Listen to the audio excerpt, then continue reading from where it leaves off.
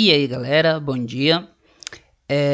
Terceiro bimestre ficou para trás e agora a gente já vai para nossa reta final, quarto bimestre.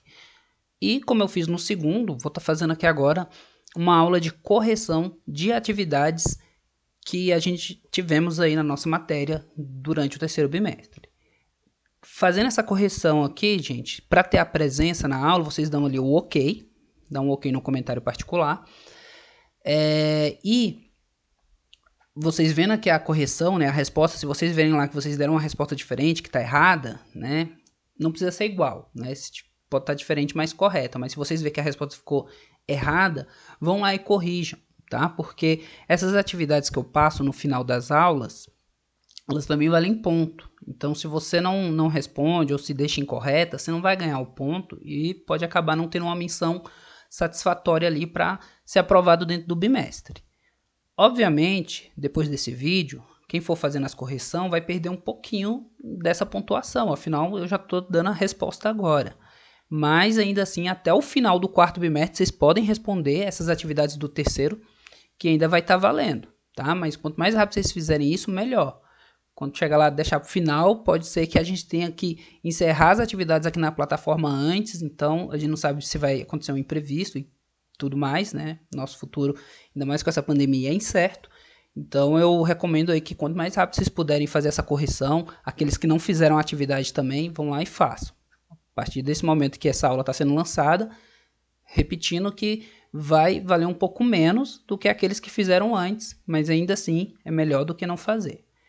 Bom, a primeira atividade no nosso terceiro bimestre, quem passou foi o professor Valmir, né? Eu estava de licença paternidade, que foi essa atividade aqui do dia 20, onde vocês teriam que dizer o que é xenofobia, né? E xenofobia, a maioria acertou essa atividade, é o preconceito contra imigrantes, né? Pessoas ali do seu país, elas têm preconceito, muitas vezes por motivo algum, simplesmente porque a pessoa é de outro país, a pessoa tem uma outra cultura diferente da dela, e por ser muito diferente da dela, muitas vezes ela age de forma violenta, né, ou de forma ríspida. Então, isso é xenofobia. Xenofobia é o racismo, é o preconceito contra uma pessoa que vem de outro país. E, na maioria dos casos, pessoas que têm uma cultura diferente ou porque a população se julga superior àquele imigrante, né? Por exemplo, uma pessoa que sai de um país latino-americano e vai para a Europa ou para os Estados Unidos pode ser vítima de xenofobia, porque a população desses países pode se achar que está num nível superior, né? Ou simplesmente porque a pessoa tem uma cultura muito diferente. Por exemplo, um árabe vem morar no Brasil e pode sofrer xenofobia, porque sua religião, sua cultura, sua maneira de ser é mais diferente da nossa cultura. Então, isso seria aí xenofobia. Deixa eu passar para cá, na verdade. E aí depois tem a atividade que eu passei para vocês, relacionada ali à urbanização, que eu coloquei aqui, que Brasília já é a terceira cidade mais populosa do Brasil e Ceilândia é a cidade satélite mais populosa do DF. E aí eu perguntei, você tem percebido o processo de urbanização de Ceilândia? Justifique sua resposta e dê exemplos.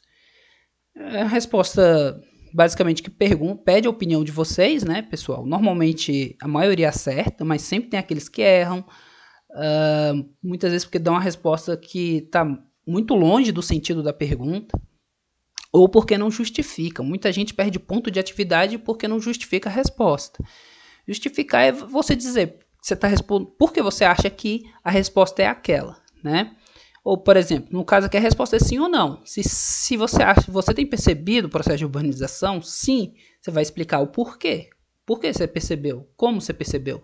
Se não, a mesma coisa. Nessa atividade teve poucos alunos, eu acho que uns 3, que responderam que não sabiam, né? E justificaram. Mas as justificativas ficaram muito... dá um sentido de que a pessoa não quis pesquisar, não quis ir mais a fundo para responder, né? Teve aluno que respondeu que não tinha percebido porque não sai muito de casa e porque não tinha idade, não mora em Ceilândia tempo suficiente para perceber isso. Isso é uma resposta incorreta, pessoal. Por quê? Mesmo que aquelas pessoas não saiam muito de casa, eu acredito que vocês não moram em cativeiro, né? Vocês podem sair em algum momento. E mesmo em casa, por meio das redes sociais, as mídias sociais, né, internet, televisão, a gente está tendo o que acontece à nossa volta. Então, é fácil perceber a urbanização, seja porque a gente percebe ônibus mais lotados as paradas e os ônibus mais lotados, mais pessoas andando na rua, ou a construção de novos comércios, a construção de novas moradias, né? Por exemplo, Celândia. Há um tempo atrás, Celândia não tinha um shopping. Se construiu um shopping é devido à urbanização, porque a necessidade de ter mais comércio dentro de um espaço. A gente tem áreas de apartamentos de moradia, né? Esqueci o nome agora. Condomínios, né? Tem um condomínio no setor O, apareceu outro mais ali próximo do P-Norte, onde tem o Sesc. Então, isso são coisas que mostram que a cidade está crescendo e que ela está sendo urbanizada. Então, sim, Celândia está passando por um processo de urbanização e a justificativa é essa. Maior quantidade de pessoas, construção de novas casas, de comércio, a questão do shopping, mais ônibus e mais carros nas ruas, a gente acaba vendo mais engarrafamento de manhã, mais filas quando vai no supermercado, no banco, tudo isso mostra que a nossa cidade está crescendo. Até às vezes você na sua casa, quando percebe que a sua internet, você precisa mudar o pacote da sua internet porque ela está ficando cada vez mais lenta, isso é um retrato da urbanização, porque mais gente está tendo acesso à internet e a rede fica muito pesada e você precisa adquirir um pacote maior de dados porque a concorrência está aumentando, tem muita gente usando e isso pesa. Então, essa seria a resposta mais adequada, né? A nossa cidade está passando por urbanização e esses exemplos que eu citei são a justificativa, né? O que mostra esse crescimento. Vamos para a próxima. Próxima atividade foi no conteúdo sobre as transformações da produção agropecuária e a urbanização, onde vocês iam explicar o que são cidades globais e dar exemplo. Bom, gente, cidades globais são aquelas cidades que estão relacionadas ao comércio, a atividades econômicas e todas as atividades, todas não, mas a maior parte das atividades econômicas que acontecem naquela cidade não vai afetar só a ela e a sua população, mas vai afetar a população global, a população mundial. Então são cidades que mexem com a estrutura econômica do mundo todo. Né? Elas têm uma influência gigantesca. E essas cidades são classificadas como alfa, beta e gama, dependendo do seu nível. Né? Sendo a alfa aquela que realmente as atividades econômicas delas afetam o mundo todo. Por exemplo, Nova York, Paris, Londres. E a gente tem São Paulo aqui no Brasil como nossa cidade global. São Paulo, ela é uma cidade mais beta, né, de nível beta, porque ela tem forte influência na América do Sul, tem uma certa influência na América Latina e uma pequena influência global, mas não chega a ser igual a Nova York, igual a Pequim, igual a Londres. Então ela não é uma cidade global alfa, beleza? Bom, depois a gente teve uma aula sobre sociedade urbana e industrial e a importância da agropecuária, onde eu perguntei aqui, você sabe quais produtos que consome e utiliza no seu dia a dia têm origem direta ou indireta da agropecuária? Justificar sua resposta dando exemplos de um produto de origem direta e um de origem indireta. Teve gente que só botou de um tipo, por exemplo, só botou direta, né, que é aqueles produtos que vêm diretamente da atividade agropecuária. Por exemplo, o leite, o alface, o tomate, frutas em gerais, legumes. Esses vêm direto, porque eles não passaram por uma transformação antes de chegar até a casa de vocês. Teve gente que só respondeu esse, então a nota foi um pouquinho menor. E teve gente que já separou bonitinho, botou lá forma direta, aí colocou os exemplos. Forma indireta, que são aqueles que passaram por um processo industrial, por exemplo, farinha de trigo, carne, por mais que às vezes a gente pense que é de forma direta, às vezes não é, porque ele vai passar por um açougue que vai fazer todo o corte ali. Então a carne pode ser considerada indireta. Pode ser, porque ela também pode ser direta, né? Às vezes lá numa fazenda, o próprio agricultor, né, abate o animal e faz os cortes. Mas como se a pessoa vende em grande quantidade, isso normalmente vai exigir um maquinário para tornar o trabalho mais rápido. Então, normalmente, essas carnes são mandadas, né, depois do animal abatido, para um frigorífico, que aí sim vai fazer o corte. Então, normalmente, a carne é um produto indireto. Pães, enfim, lasanha congelada e produtos que a gente usa, né? Por exemplo, utensílios domésticos. Todos eles passaram por um processo industrial antes de chegar em nossa casa, antes de chegar no supermercado e na nossa casa.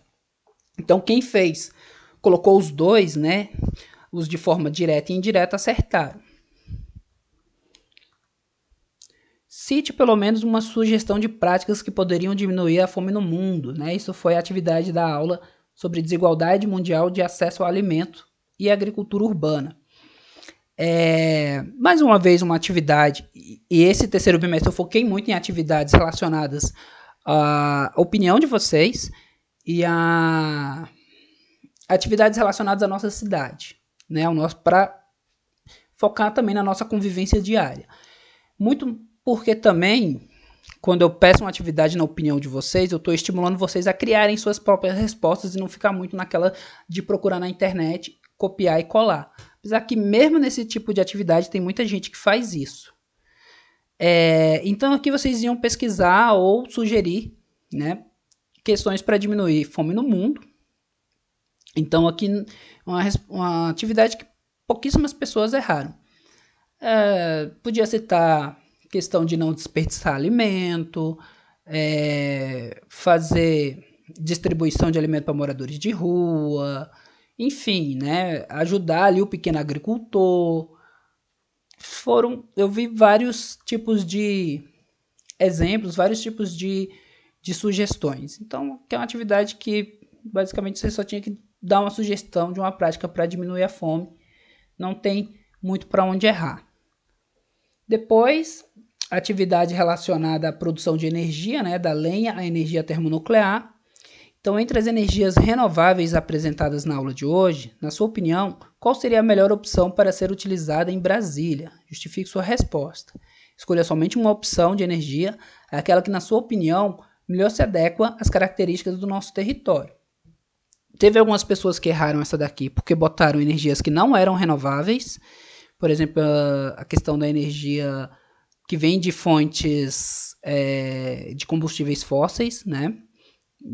Teve gente que citou termoelétrica, que citou a questão da energia nuclear, que poderia ser boa para Brasília, mas são energias que não são renováveis, né? E a atividade pede energias renováveis. Então, são duas opções que eu considero boas aqui para Brasília, dentre as energias renováveis que foram apresentadas para essa aula. A que a maioria respondeu, que é a energia solar, está corretíssimo, que é uma energia, apesar do seu custo elevado, não é barato, né? Aquelas placas para captura da energia solar, ela ainda assim é uma energia limpa, que sempre a gente vai ter a energia do sol. Só um cuidado, gente. Teve gente que falou que por Brasília fazer muito calor, isso vai gerar muita energia.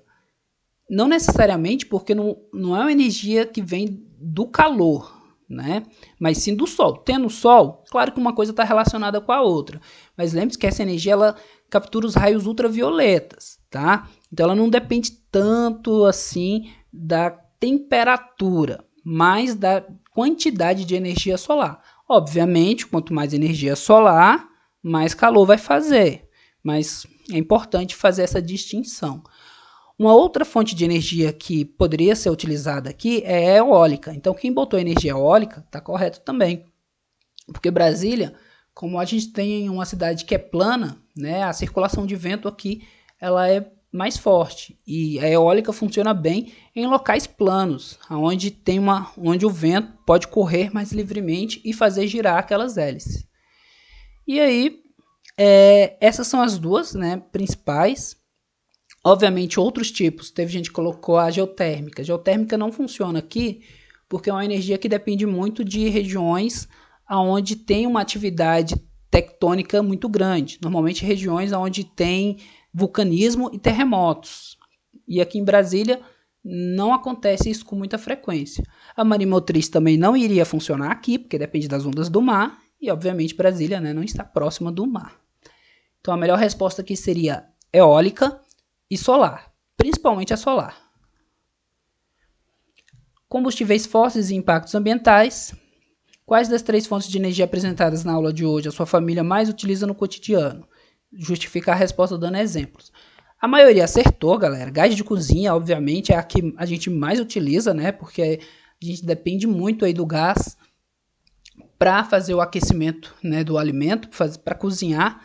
Então, gás de cozinha, que é o gás natural, é o combustível fóssil que a gente mais utiliza. Ainda mais porque quando teve aquela greve dos caminhoneiros, muita gente sofreu por conta do gás de cozinha ficar escasso, né, ficar em falta. O petróleo também é muito utilizado, porque quem tem carro, né, vai usar o carro combustível, gasolina, e quem não tem também usa o transporte público. Então, de certa forma, né, usa ali um transporte que usa o diesel, que vem do petróleo também. Fora que muitas coisas que a gente utiliza é feita de material que é derivado do petróleo. O que a gente menos usa, no caso dos 3 combustíveis fósseis, é o carvão mineral.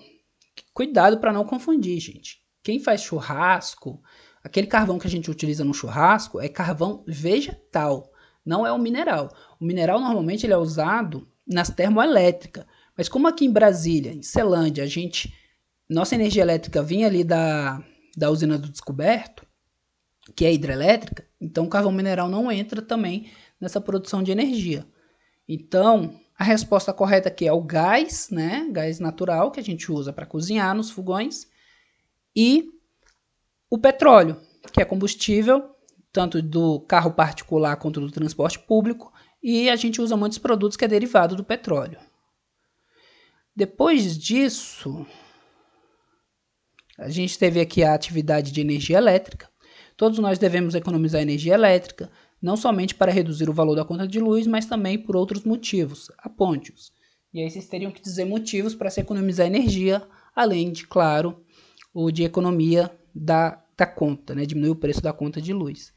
E aí os motivos, nessa aula que eu citei, né, no vídeo dessa aula, que é para fazer com que o governo não necessite, né, construir novas usinas hidrelétricas, porque isso vai causar impactos, porque a construção da usina vai pegar uma grande área ali natural ou de uma população ribeirinha e vai destruir para construir a barragem. Então isso vai gerar custos, isso vai destruir o habitat de vários animais e vai destruir uma grande área. E se o governo precisar também, se ele vê que as hidrelétricas não estão sendo suficientes, ele vai construir usinas termoelétricas, que vai gerar mais poluição para o nosso meio ambiente. Então, por questões ambientais e por o governo não ter que ter mais gastos construindo essas usinas, é importante a gente economizar, tá? Muito principalmente por questões ambientais. Então, quem botou essa resposta desse tipo está correta. Depois, eu vou mostrar essa daqui no PowerPoint, porque eu ainda não postei ela na plataforma. Estou gravando esse vídeo antes de sexta-feira, antes de postar essa atividade aqui, mas eu ia postar ela na sexta-feira, que foi Consciência Negra, acho que dia 20. Mas como foi ponto facultativo, aí ela ficou para depois, então eu ainda não postei ela, vou mostrar ela aqui no PowerPoint ainda. Em sua opinião, o Brasil deveria investir mais em produzir energia elétrica de fontes nucleares? Justifique sua resposta.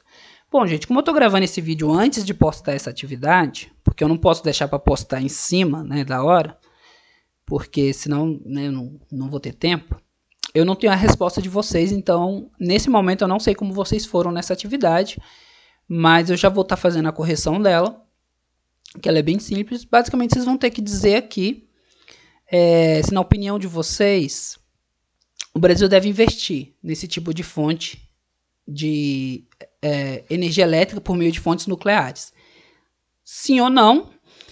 E aqui, galera, tanto faz. O seu sim e não vão ser corretos, tá? Mas o importante é como você vai justificar, porque a sua justificativa vai demonstrar aí seu conhecimento.